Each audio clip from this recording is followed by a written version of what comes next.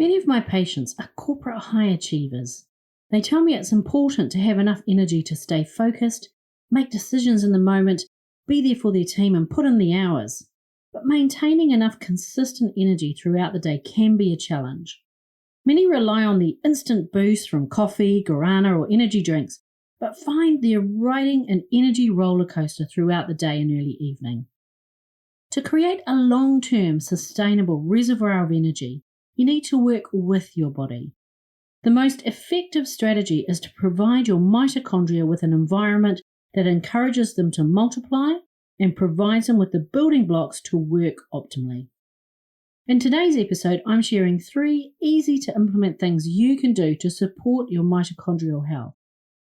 And if it's a while since you read biology or chemistry, that's okay.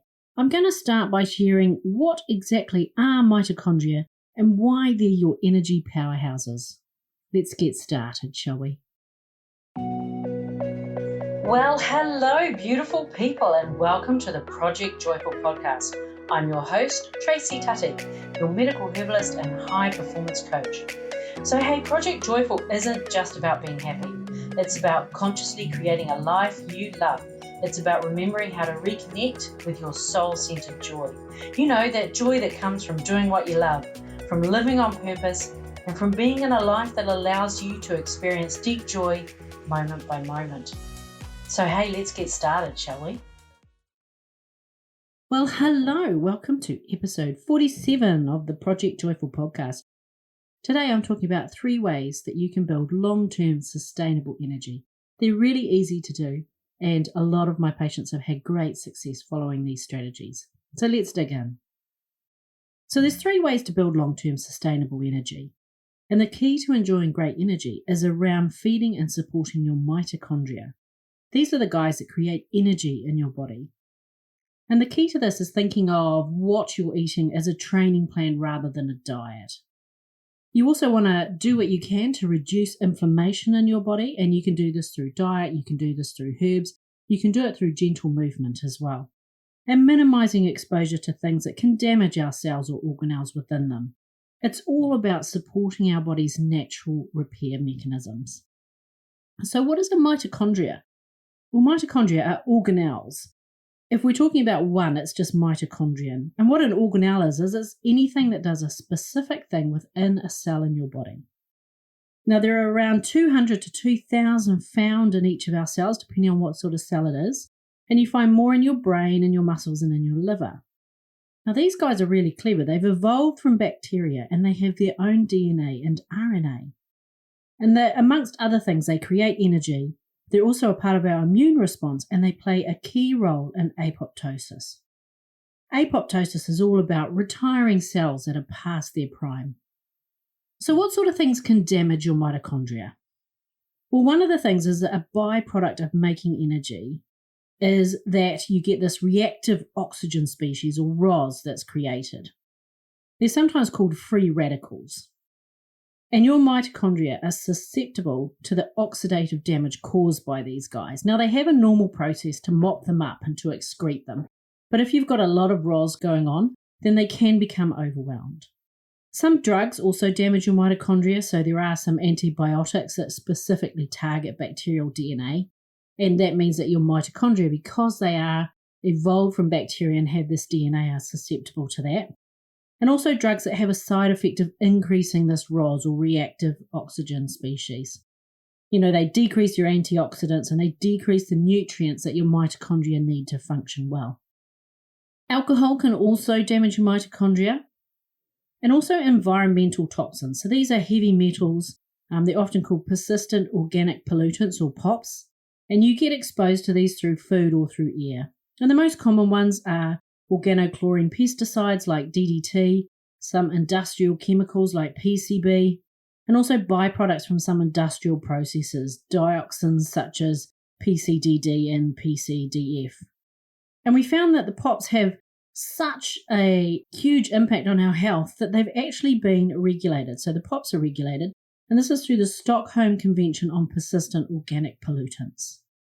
Now, unfortunately, as we get older, autophagy, so that's your body's natural response of removing cells past their prime and replacing with new cells, starts to decline.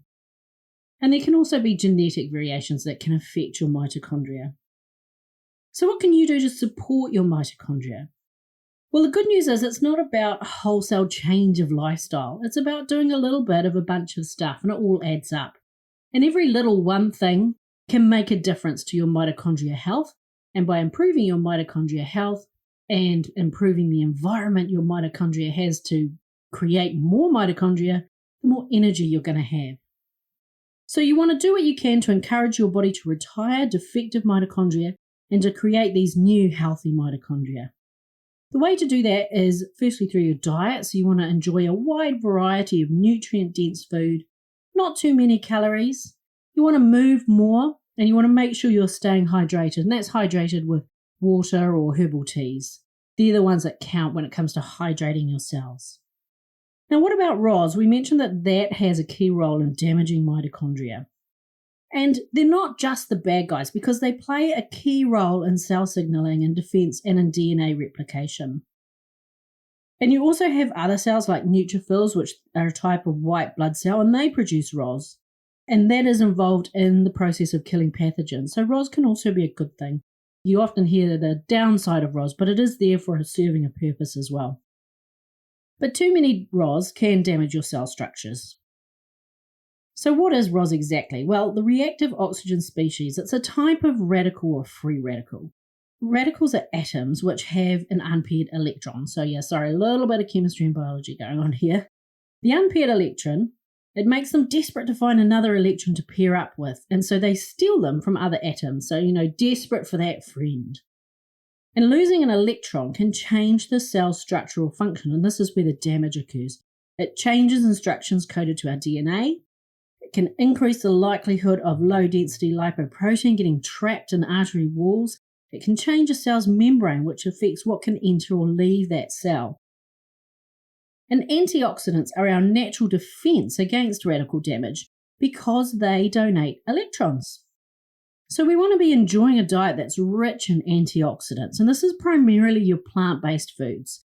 So your walnuts, your pecans, your chestnuts, dark chocolate. Now it has to have a cocoa content above 70% to qualify as dark chocolate. Berries, so your amla, your dog rosehip, your bilberries, your moringa, your blueberries, and spices, so clove, peppermint, allspice, cinnamon, oregano, thyme, sage, rosemary, and saffron. All of these foods are rich in polyphenols. So it's about having half a cup of berries for breakfast in the morning, maybe with some nuts or on your muesli or in a smoothie. A square of dark chocolate at night, getting those nuts into your diet on a regular basis. All little things that are increasing the antioxidant load of your nutrition. The other thing you can do to make sure you're getting a diet rich in antioxidants is to eat a wide variety of colourful plants. Oxygen radical absorbance capacity, or ORAC, used to be the way that they measured antioxidant-rich plants, but it was withdrawn in 2012. But if when you're searching and you see something in relation to ORAC, O-R-A-C, you want one that's got a high number associated with it. So the other things you can do to increase your mitochondria is the use of cold. So we've talked before about contrast therapy, being that hot water and then that cold water. And the good news is that the immersion in that cold water causes a shock within the body, and the body's natural response to that is to increase your mitochondria. So using cold water is also another great way of increasing your mitochondria, or even just going for a walk in the winter so that you're a little bit chilled and then making sure you warm up afterwards is also another thing that you can do. Keeping the cells bathed in their natural fluid is another way of helping your mitochondria, so making sure you're staying hydrated is also going to help. So that's just 3 ways that you can boost your energy by supporting your mitochondria. So make sure your diet is rich in antioxidants, reduce your exposure to those POPs, those pollutants, and make sure that you're getting enough hydration to keep those cells naturally bathed and creating an environment that's conducive to your mitochondria increasing in number, but also conducive to them being able to do what they do best. Wishing you abundant energy. Sending you lots of love. Bye for now. Hey, thanks for listening to today's podcast. Can I ask you a favour? If our conversation spoke to you today, could you please take a moment to leave a 5-star review? Your review will help people discover this podcast, and together we can create a world where there's even more love and more laughter. And if you want to hear more from the Project Joyful podcast, just click the subscribe button. Bye for now.